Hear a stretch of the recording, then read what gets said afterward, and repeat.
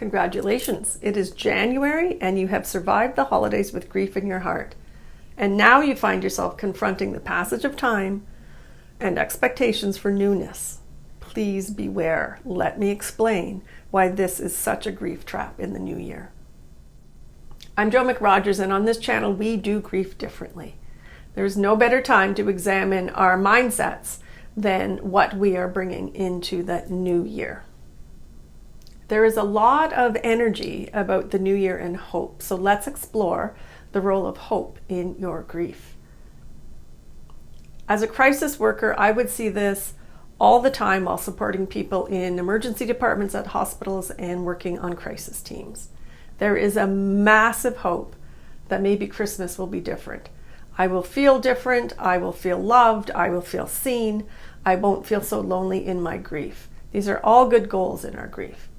But when that didn't prove to be true, the hope shifts to the New Year's date. Maybe New Year's will feel different. And then January 1st rolls around. January can be a crushing month when we come to the truth, the realization that nothing has changed. My grief is still as real and raw as it was on December 31st. January is often called the most depressing month of the year. Now, hope can be essential. Hope can be uplifting. Studies have found that individuals with higher levels of hope report lower levels of depression and a greater sense of an overall well-being.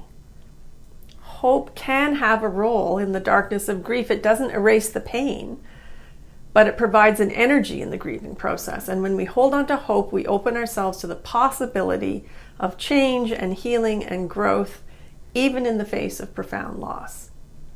But I want to point out that hoping and waiting will not address your grief. Hoping and waiting is not a strategy. Have you considered that your grief needs a strategy? When I have lost important people in my life, I more or less accepted that my grief was just going to be a free fall and I would just hope to come out the other side. So let us know in the comments if hoping and waiting has been your grief experience. Please let's show one another how common this is. So if it seems that I'm devaluating the gains that hope can bring you, I feel I need to offer my thoughts about what supports hope. If you've been around my channel or in my community or completed my course, you'll know that my favorite and most important question is always, how do you want to feel? Hope needs to be actioned. It needs to be a beacon. It needs permission and space. Can you truly say right now in this moment that you believe that better days can be ahead? Let me know in the comments, please. This is not an easy mindset when we are grieving. Grief is greedy and it will hold us hostage to the false belief that you will never feel better. But please do some hard reflection on this question. Can you begin to imagine that better days could be ahead? If you can't imagine that better days could be ahead, then I'm asking you please to challenge your relationship with your grief. I can help you with this, and there are many ways for us to work together, or seek grief therapy, grief yoga, art therapy, online support. There are many ways to meet your grief, but please don't just hope and wait. Become active in your relationship with your grief. It's a novel idea. It's a grief concept.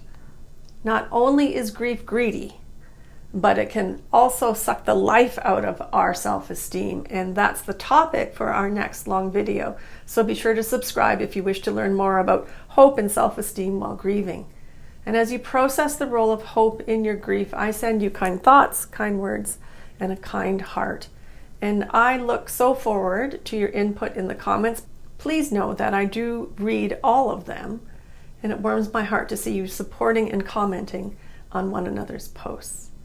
So until then, take good care